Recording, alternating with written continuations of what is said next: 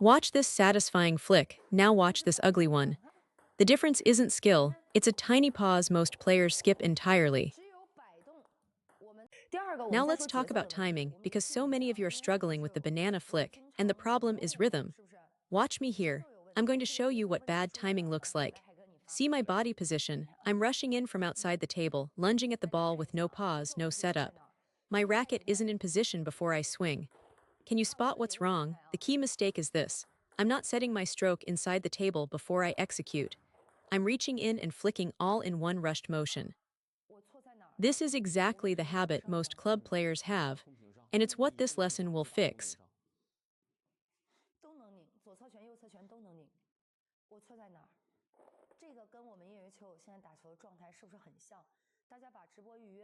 This is the same problem so many players have. The banana flick absolutely requires a pause, just like when you loop against backspin. You step in, but the ball hasn't arrived yet, and you're already swinging. I used to make this exact mistake when I first learned the flick. It felt like the ball was about to drop, so I'd panic and lunge forward. By the time I got there, the ball had already bounced twice, gone. Here's the critical correction. When you're preparing to receive, you need to get into your loaded position first. Read the serve, judge that it's short, and commit early. Your body and racket must be set inside the table before you fire. You do not prepare outside the table and then rush in. The setup happens at the table, not on the way to it.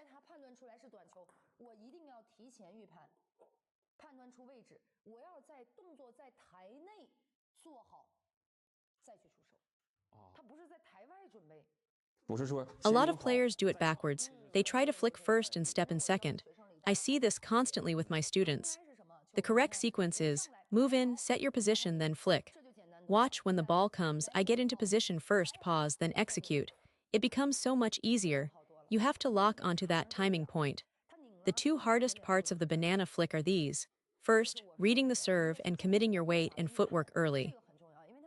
This is crucial because whether it's left side spin or right side spin, the ball drifts. You need to plant your foot in the right spot. Second, once you judge it's a short ball or half long, you step in and there must be a pause before you flick.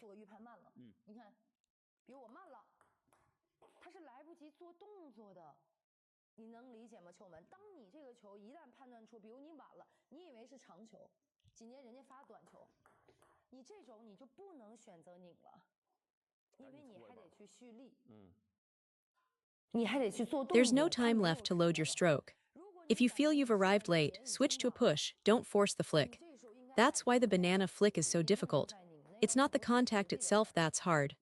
What's hard is the preparation, planting your foot at the right spot and loading your wrist in time. Nailing that rhythm requires precise judgment. You must recognize a short serve early, get your stance set, and have your racket loaded and waiting at the contact point. When you get that pause right, it's like hitting a multi-ball drill. You know exactly where the ball will be. Once you find that timing point, everything becomes twice as easy.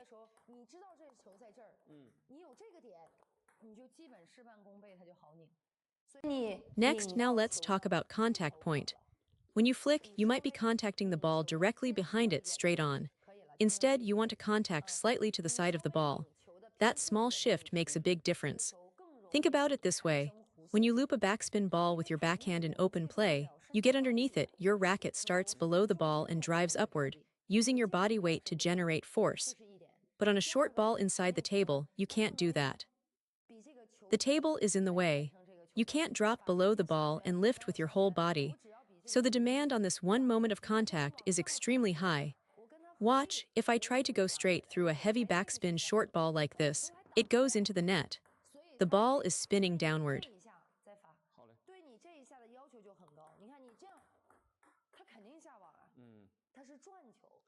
It's a low, heavy backspin short ball. You want to lift it, but the table blocks your swing path. You try to use body weight, but you can't get low enough, you'd lose the contact point entirely. So the banana flick depends almost entirely on the explosive snap of your fingers and wrist to whip the ball up and over. First key point. Contact slightly to the side of the ball rather than dead center. This makes it much easier to create arc. Second key point, and I've covered this before, it's about how you brush. There are two ways to think about the friction. Method 1. I brush across the ball like this with the racket sweeping sideways. Method 2, I brush more upward through the ball. Which one do you think produces a better flick?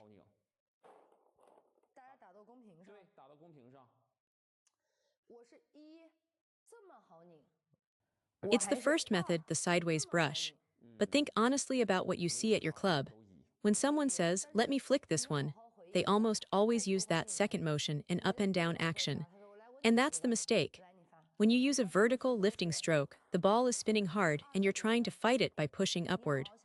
On a long ball, you might muscle it over with some arc, but on a short ball inside the table, it simply doesn't work. Here's the real breakthrough. If you can learn to flick using that sideways wrist snap, the same quality of touch you use in your backhand loop, your game will jump a level. When I can break the incoming spin with just my fingers and wrist alone, then adding body rotation for a full loop becomes easy.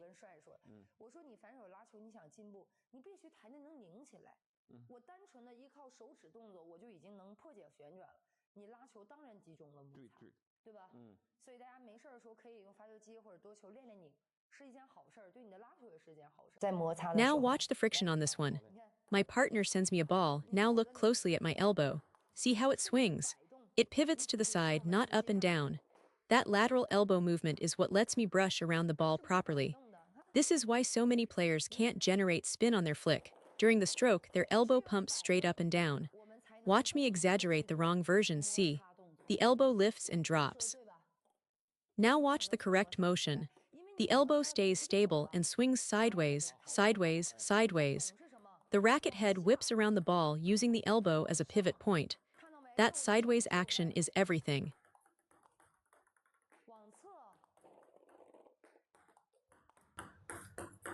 This is a very common problem.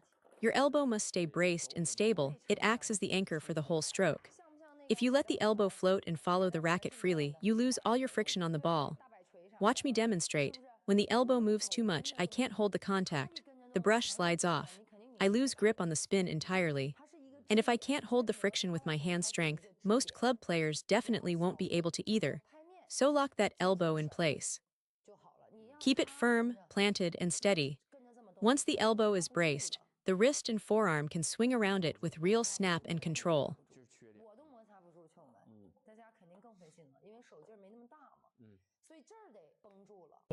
Then when I flick, my wrist brushes the ball from about the 5 o'clock position up to 10 o'clock on the clock face. That 5 to 10 arc is pure wrist friction, that's where the spin is created. But here's what happens after 10 o'clock. The wrist stops moving. It locks. From 10 o'clock to 2 o'clock, the power shifts entirely to the forearm. Watch me flick one, see that transition. Wrist drives the brush from 5 to 10, then the forearm punches through from 10 to 2. The racket head points to 10 o'clock at the handoff.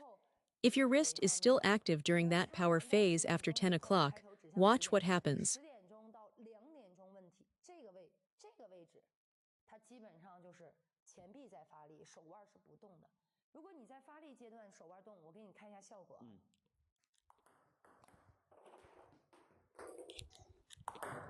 You'll just fling the racket and have no idea where the ball goes. So remember the sequence. Friction first, then follow-through power. And that follow-through power must come from the forearm. Watch me flick one here, see how after the wrist finishes its brushing arc, my forearm takes over and punches through. It's exactly the same mechanic as a backhand loop.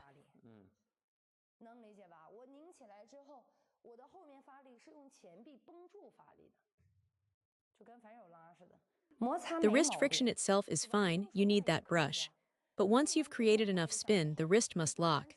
If you keep the wrist loose through the entire stroke, that's exactly why the ball flies off the end of the table. Watch, I brush with the wrist, and the moment I have enough friction, everything firms up.